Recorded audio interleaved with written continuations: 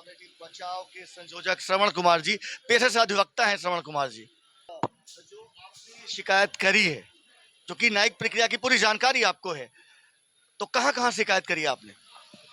Cooperative registrar इसका original जुडिक्शन है society के डिस्प्यूट का। तो कोऑपरेटिव रजिस्ट्रार के यहाँ केस दायर किया गया है, जिसका केस नंबर 69/2022 है। इसमें कोऑपरेटिव सोसाइटी की ओर से एक हलफनामा दिया गया है। उस हलफनामा में इन्होंने क्लियर कट कहा है कि एक विजिलेंस केस 191 फाइल है, उसमें स्टेक लगाया गया है प्लॉट नंबर B184 और B186 पर। ये स्टे ऑर्डर है 21/12/93 का, और ये ऑर्डर स्टिल इन ऑपरेशन है। इन्होंने ऑन एफिडेविट कोर्ट में कहा है जिस प्लॉट पर स्टे इन ऑपरेशन है उसी प्लॉट को इन लोगों ने वर्तमान निदेशक नरेंद्र कुमार की पुतोह प्रियंका कुमारी के नाम से 2 कट्ठा जमीन मात्र 2525 रुपये में रजिस्ट्री कर दिया है। रजिस्ट्री का डेट 26/8/2022 है। आपने पूर्व में भी कहा था ईडी को आपने शिकायत करी थी, तो ईडी ने क्या इस पे एक्शन लिया है, कदम उठाया है? ईडी ने इस पर कोऑपरेटिव रजिस्ट्रार को एप्लीकेशन फॉरवर्ड कर दिया, उन्होंने कुछ एक्शन नहीं लिया है। इसलिए मैंने पटना उच्च न्यायालय में क्रिमिनल रिट दायर किया है ईडी के खिलाफ और इन लोगों के खिलाफ, कि ईडी को डायरेक्शन दिया जाए कि इन लोगों के खिलाफ कोई कार्रवाई करें और जांच निष्पक्ष जांच हो। आप न्यायिक प्रक्रिया को अच्छे तरीके से जानते हैं, आपको क्या लगता है जो पूरी प्रक्रियाएं हैं वो कितने वर्षों में पूरी होंगी? समय तो नहीं बताया जा सकता है एक्यूरेट, लेकिन जल्द ही इसकी सुनवाई होगी। और एक मैं आपराधिक मामला भी दर्ज किया हूं, क्योंकि ये लोगों ने कोऑपरेटिव ऑफिस का जमीन 12 कट्ठा था, जिसमें 4 कट्ठा जमीन इन्होंने एलिनिएट कर दिया। वो 4 कट्ठा जमीन पर 1730 मेंबर का इक्वल राइट है। तो प्रत्येक मेंबर का 3-3 फीट इन्होंने ग्रैब कर लिया, जो clear cut criminal breach of trust का मामला बनता है। ये निदेशक मंडल एक कस्टोडियन है सोसाइटी के, न कि इसके ओनर हैं। तो एज ए कस्टोडियन 1730 मेंबर के प्रॉपर्टी के कस्टोडियन होते हुए इन्होंने मेंबर के ब्रीच ऑफ ट्रस्ट किया। उनका जमीन इन्होंने हर मेंबर का 3-3 फीट अपने बेनिफिट के लिए, जो वर्तमान निदेशक हैं, वो अपनी पुतोह के नाम से रजिस्ट्री करवा ली है। ये क्रिमिनल ब्रीच ऑफ ट्रस्ट का मामला बनता है। फर्ज डॉक्यूमेंट क्रिएट किए, वो 466, 468, 470 का मामला बनता है।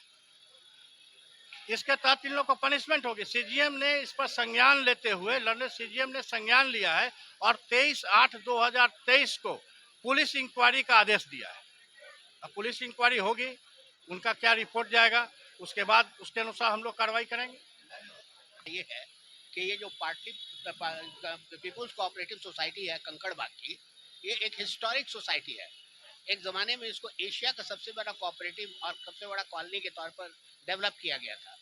और इस हिस्टोरिक सोसाइटी में एक से एक अच्छे लोग अलॉटेड हैं। और यहाँ पे जो प्रेजेंट हमारे ऑफिस बेयरर्स है सोसाइटी के, वो मनमाने ढंग से प्रॉपर्टी का मिसयूज कर रहे हैं, फाइनेंशियल इरेगुलरिटी कर रहे हैं और कोऑपरेटिव के उद्देश्यों को तहस नहस कर रहे हैं। तो हम लोग सब एकत्रित हुए हैं यहाँ पे, और एक कंकड़बाग पीपुल्स कोऑपरेटिव सोसाइटी का एक बचाव समिति बनाया गया है, जिसके द्वारा हम उनके कुव्यवस्था को उजागर कर यहाँ सुव्यवस्था लाने के लिए एक नए ढंग का संघर्ष करते हुए नई कमेटी के गठन की दिशा में बढ़ रहे हैं।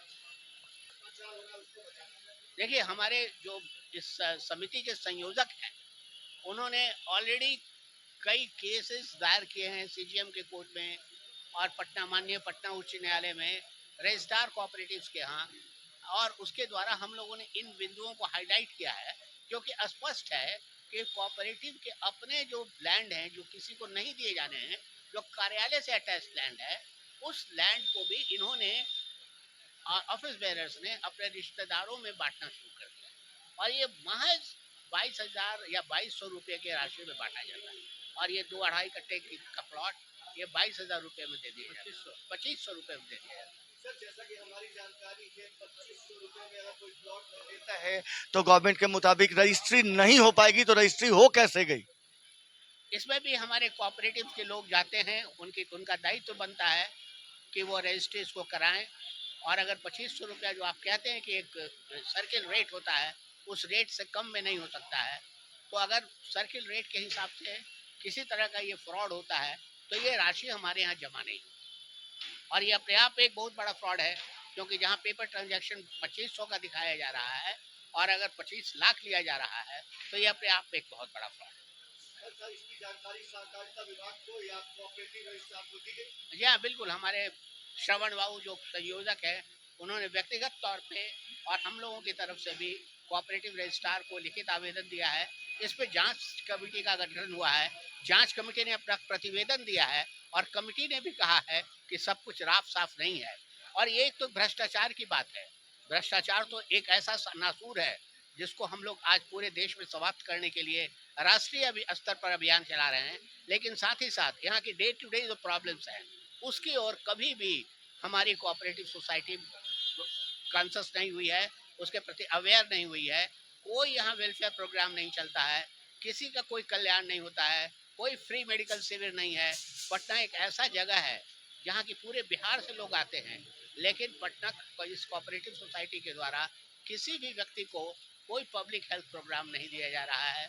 सारी अव्यवस्था सड़कों से लेकर सब कुछ, इसमें बीच में जो कोऑर्डिनेशन का काम हो रहा है होना चाहिए, वेलफेयर का काम, वो कुछ नहीं हो रहा है।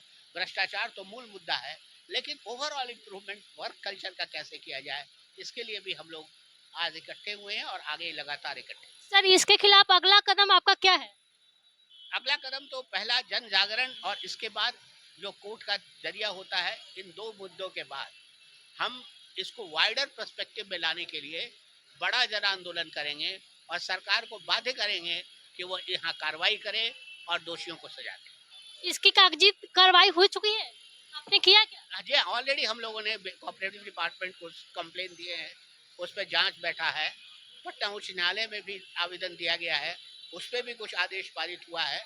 ये सारी कार्रवाइयाँ चल रही हैं, लेकिन ये कार्रवाइयाँ और सुदृढ़ ढंग से चले उसके लिए हम लोग इकट्ठे हुए हैं। लोगों में इतनी बेचैनी है जी बिल्कुल। कि सैकड़ों की संख्या में लोग यहाँ। भ्रष्टाचार की बात आप कर रहे हैं, उसमें सिर्फ कोऑपरेटिव रजिस्ट्रार ही नहीं, बहुत सारे सरकारी संस्थान और निजी संस्थानों को भी इसकी खबर होनी चाहिए। क्या उसकी जानकारी आपने दी है? देखिए, हम लोग प्रेस कॉन्फ्रेंस कर रहे हैं, आज ओपन मीट कर रहे हैं, आपसे बात कर रहे हैं। ये सारे तरीके हैं आपको अवगत कराने के। पम्पलेट्स निकाले गए हैं, प्रभात फेरियां चलाई जा रही हैं।